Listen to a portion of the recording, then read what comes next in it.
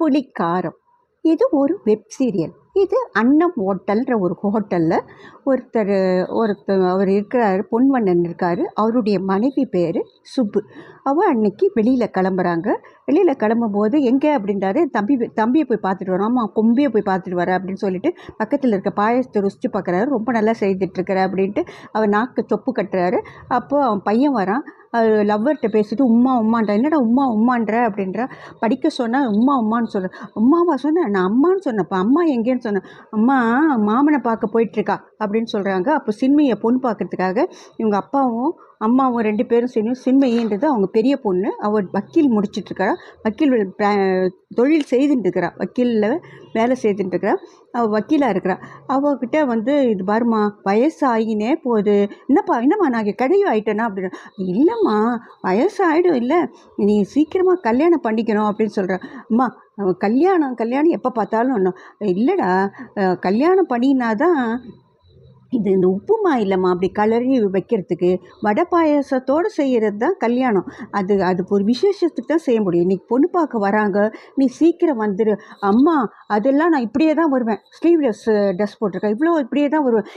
பட்டு புடவை கட்டி தழைவா. அம்மா நீங்கள் பழைய காலத்துலேருந்து நீங்கள் வரவே இல்லை, அதில் இல்லை நான் வரவே மாட்டேன் அப்படின்னு சொல்கிறேன். சரிம்மா நீ வா, நீங்கள் இந்த சுஜ்ஜி பஜ்ஜி வடை போண்டா இதெல்லாம் என்னுடைய பாட்டு கிடையாது. அதெல்லாம் நீங்கள் என்ன வேணால் பண்ணிக்கோங்க, நாங்கள் எல்லாம் பண்ணி வைக்கிறோம். நீ இன்னைக்கு கேஸில் ஜெயிச்சுட்டு வா, அதுக்கப்புறமா நீ அதுக்கு கொண்டாடுவோம், மிச்சம் மீதி இருக்கிறத மாப்பிள்ளைக்கு கொடுப்போம் அப்படின்னு அவங்க அப்பா சொல்கிறாரு. உடனே டீல் ஓகே அப்படின்னு சொல்கிறேன். அதுதான் சுப்பு, நீ சொன்னது பூந்தி மாதிரி, அது அவளுக்கு புரியல. நான் லட்டு மாதிரி சொன்னேன், அவளுக்கு புரிஞ்சிடுச்சு. ஒரே ஸ்வீட்டு தான், அது பூந்தியும் லட்டும் அப்படின்றார். போதும் உங்கள் இது போது வெளியில் அந்த 3 பேரும் ஒட்டு கேட்டுருக்காங்க. யார்? உதயும் 2 சிஸ்டர்ஸ், ஒருத்தி பேர் கீர்த்தி, ஒருத்தி பேர் யாத்ரா. 2 பேரும் ஒட்டு கேட்டுருக்காங்க. அவங்க தடன்னு ஓடுறாங்க. ஓடி போய் அவங்க சிரிச்சுக்கிட்டே அம்மா அப்பாவும் அக்காவும் பேசுகிறத ஒட்டு கேட்டுருக்காங்க. போதுண்டி அப்படின்றாங்க. ஏதோ தொழாவுற மாதிரி நடிச்சுட்டு இருக்காங்க. என்ன தொழாவுற அப்படின்னு, அம்மா அக்கா ஒரு கம்பல் வாங்கினால அதை தொலைச்சிட்டா அப்படின்னு. அடி என்னடி தொலைச்சிட்டா, ஏடி தொலைச்சிட்டா அப்படின்னு அவங்க திட்டுறாங்க. அது எங்கே கடலில் கிடச்ச பெருங்காயம் மாதிரி. அம்மா நான் எதுவுமே தொலைக்கிறேம்மா, சும்மானா சொல்கிறாங்கம்மா அப்படின்ட்டு அவள் சொல்கிறா. சொன்ன உடனே எல்லோரும் போய் சாப்பிட உக்காடுறாங்க. சாப்பிடும்போது இவ சொல்கிற, இன்னைக்கு பொண்ணு பார்க்க வராங்க, நீங்கள் எல்லோரும் கரெக்டாக 6 மணிக்கு வந்துருங்க அப்படின்னு சொல்கிறேன். அப்போது இவகிட்ட கேட்குறா, கீர்த்திக்கிட்ட கேட்குறா, உன் சம்பள பணம் எங்கே அப்படின்னு. நீங்கள் கேட்பீங்கன்னு தெரியுமா, அதுக்கு தான் கரெக்டாக வச்சுட்ருக்கேன். அதை எடுத்து பார்க்குறா. ஏன்னா சம்பள பணம் கொஞ்சம் கம்மியாக இருக்குது அப்படின்றா. பத்தியா உங்கள் அம்மா திறந்து கூட பார்க்காமலே எவ்வளோ புத்திசாலி பாருன்ற அவங்க அப்பா. இல்லைப்பா நான் இனிமேல் பட்டு சம்பளம் பாதி தான் உங்களுக்கு தருவேன், பாதி என்னுடைய பர்சனல் செலவுக்கு. சரி இவ்வளோது பாதி கொடுக்குறா. யாத்ரா நீ என்ன பண்ணுற அப்படின்னு ஒரு சின்ன பொண்ணை கேட்குறா. அம்மா இன்டர்வியூ இருக்குதுமா, எனக்கு படிப்பு போதில்லைம்மா, அதுக்காக எதுலேயுமே பாஸ் பண்ண முடியலம்மா, இன்னும் கொஞ்சம் மேலே படிக்கிறேம்மா. நான் மேலேன்னா மொட்டை மாடியில் போய் படிக்க போறியா? இல்லைம்மா நான் மேல்கொண்டு படிக்கிறேம்மா அப்படின்ற. மேல்கொண்டு படிக்கிறியா? சரி அதெல்லாம் வேண்டாம், இருக்கிறதுல வேலையை செய்து எல்லாரும் கையில் கொண்டாந்து பணத்தை கொடுங்க அப்படின்ட்டு அவங்க அம்மா சொல்லும்போது, ஒருத்தன் படித்து கிழிக்கிறது போகிறான், படிக்கிறான்ட்டு போது அவங்க அண்ணனுடைய மூஞ்சி சின்னதாக போயிடுது. அவங்க அப்பாட்ட சொல்கிறான், அப்பா நான் வேலைக்கு போகிறேன்ப்பா, அம்மா எவ்வளோ சொல்கிறாங்க பார், அவள் கிடக்கிறாடா, ஒரு நேரம் அப்படி தான்டா பேசுவா, நீ அதெல்லாம் கண்டுக்காது அப்படின்னு சொல்கிறாரு அவங்க அப்பா. உதய் IASன்னு வாங்கணும் அப்படின்ட்டு அவர் சொல்கிறாரு. சொல்லி மகனை தேர்த்துறாரு. இதுக்குள்ளே இன்னொரு இடத்துல ஒரு இது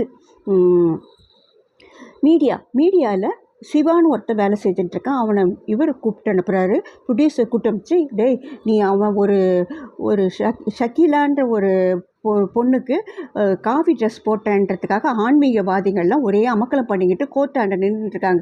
நீ என்ன செய்வியோ ஏது செய்வியோ தெரியாது, அந்த கோர்ட்டுக்கு பணத்தை கட்டி அதை இது பண்ணிட்டு வந்து டேக் பண்ணிட்டு வந்துடு அப்படின்னு சொல்கிறாரு. இவன் போகிறான். அங்கே எல்லோரும் சிவா ஒழிக்க ஆன்மீகத்தை இது பண்ண, சிவா ஒழிக்க கத்திக்கிட்டு இருக்கிறாங்க. இவன் பாட்டு உள்ளே போகிறான். உள்ளே போகும்போது அப்போ வக்கீல் வர்றார். சார் எப்படி சார் உள்ளே போகிறதுன்னு. அங்கே கத்துறவங்க ஒருத்தர் கூட சிவா யாருன்னே தெரியாது. நீ தான் உள்ளே போனீங்கன்னா கூட சிவா நீ தான்ட்டு யாருக்கும் கண்டுபிடிக்க மாட்டாங்க. என்ன சார் எல்லாம் பழப்புப்பா, வயிற்று பழப்பு, வா உள்ளே வான்னு சிவா ஒழிகன்னு கத்திக்கினே இருக்கிறாங்க. அவங்களை தாண்டியே உள்ளே போகிறான். உள்ளே போன உடனே என்ன சார் பண்ணுறது, சார் ஒரு மன்னிப்பு கடிதம் எழுதுப்பா, இந்த பேனா அப்படின்ட்டு கொடுத்து, சார் எனக்கு இங்கிலீஷில் தான் சார் எழுத வரும் அப்படின்றான்.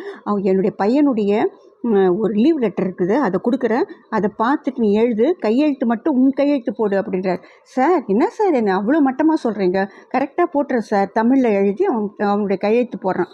அப்போ கையெழுத்து போடணும்னு நினச்சி பார்த்துக்கிட்டே இருக்கிறான். நிமிர்ந்து பார்க்குறேன், சின்மையாக அந்த கோர்ட்டுக்கு வந்துட்டுருக்கா. அதான் இன்றைக்கி அவளுக்கு ஒரு கேஸ் இருக்குது, அது ஒரு டைவர்ஸ் கேஸ் இருக்குது. புருஷன் அடிச்சிட்டான்றதுக்காக கேஸ் வருது. அந்த கேஸை எடுக்கிறதுக்காக இங்கே வந்துட்டுருக்கா. அவங்க அம்மாக்காரி சொல்கிற ஒரே ஒரு தடவை தாங்க அடித்தா, அதுக்காக கேஸ் போட்டிருக்கா அப்படின்ற. அதுவே இப்படி எடுத்துக்காங்களேன், உங்கள் மாப்பிள்ளைய உங்கள் மக அடிச்சிருந்தான்னா அவங்க வீட்டில் சும்மா விடுவாங்களா? இதுதாங்க உங்களுக்கு. பெண்ணாக இருந்தால் கூட உங்களுக்கு சட்டமே தெரிய மாட்டேங்குது. பெண்ணுக்குன்னா ஒன்று, ஆணுக்குன்னா ஒன்று. இதை வச்சு நான் டைவர்ஸ் வாங்கி கொடுத்துட்றேம்மான்ட்டு அவள் உள்ளே வர. அப்போ இவன் பார்த்துறான், சிவா பார்க்குறான், ஓடுறான். ரொம்ப சந்தோஷமாக சின்மையக்கிட்டே ஓடுறான். கிட்ட போனவுடனே அவன் மூஞ்சி மாறுது. ஏன் என்னை பிரேக் பண்ண அப்படின்னு சொல்கிறான். இதோட ஃபஸ்ட் எபிசோட் முடிஞ்சிடுச்சு. ஆனந்த விடனுக்கு தேங்க்யூ.